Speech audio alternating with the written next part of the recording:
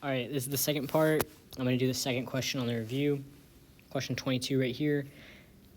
Again, if you're taking notes on a separate piece of paper, on the back of the review, in your notebook, wherever, you can bring these notes to the test and use them. Okay, we're going to use these exact same steps here for graphing inequalities. Our first step is to go ahead and solve for y. On our last example, it already said y and then something. This example, not so much. This example is in standard form. It starts with x's and y's, so we're going to go ahead and solve for y. We've done this a decent amount in class, so these are our two steps. Number one, move the x term. Number two, divide, divide, divide. So step one, move our x term. We're going to take the entire x term, in this case 3x, and go ahead and move it to the other side. So it is a positive 3x, so I'm going to do the opposite and subtract 3x on both sides. These 3x's will cancel out. 3x minus 3x is 0. We will bring down everything else, bringing down that negative 2y, bringing down our less than symbol, bringing down negative 3x, and finally bringing down this positive 10. Okay, next step, divide, divide, divide by whatever is left in front of y. In this case, it is a negative 2. So we're going to divide, divide, divide everything by that negative 2. And we are almost done. We just need to keep in mind this extra step for inequalities, which is if you divide by a negative, you are going to flip the sign. So our two negative 2's cancel, and we end up with y. We had a less than sign, but we were dividing by a negative.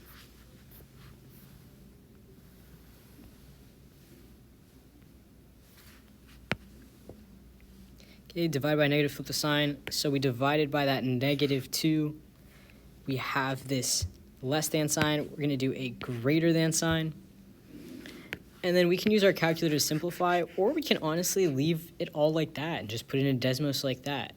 I'm going to go ahead and simplify. So if we had negative 3 divided by negative 2, in our calculator that would give us 1.5x.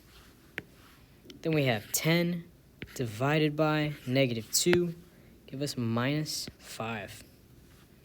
Okay, y equals 1.5x minus 5.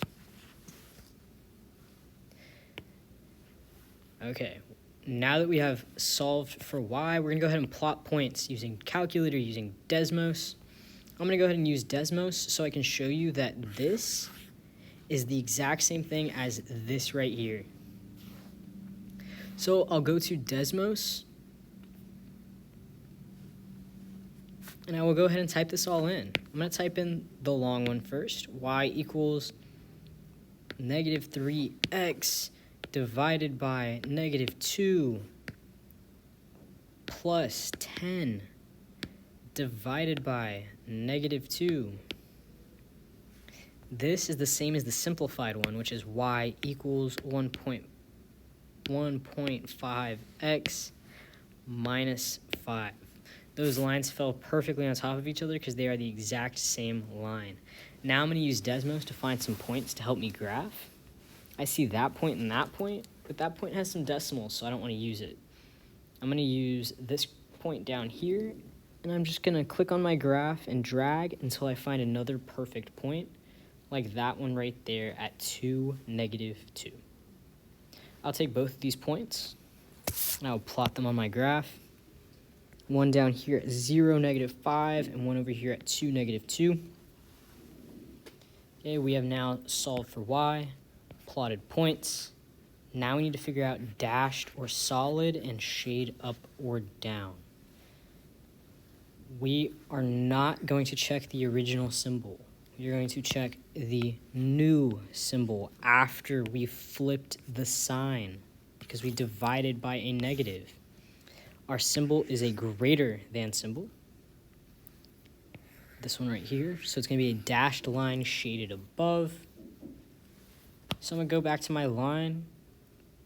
I'm going to do a dashed line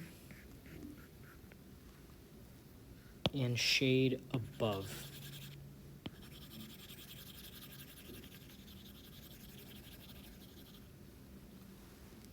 All that's left at this point, I'm going to erase just so it gets a little bit less messy.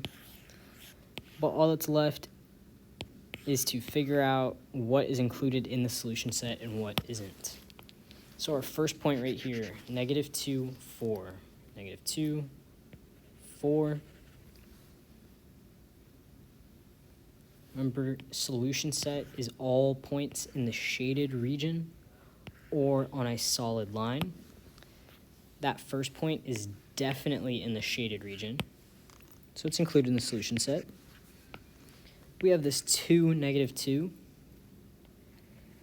That point falls on the line, so it is not in the shaded region. And although it falls on a line, it does not fall on a solid line. It's on a dashed line, so it does not count. And last but not least, we have 5, 1. 5, 1 is not in the shaded region, and it's not on a solid line. So this one is also not a solution. Okay, again, that is half of your extra credit right there. If you want the other half, you're going to go ahead and do these 2 problems on your own.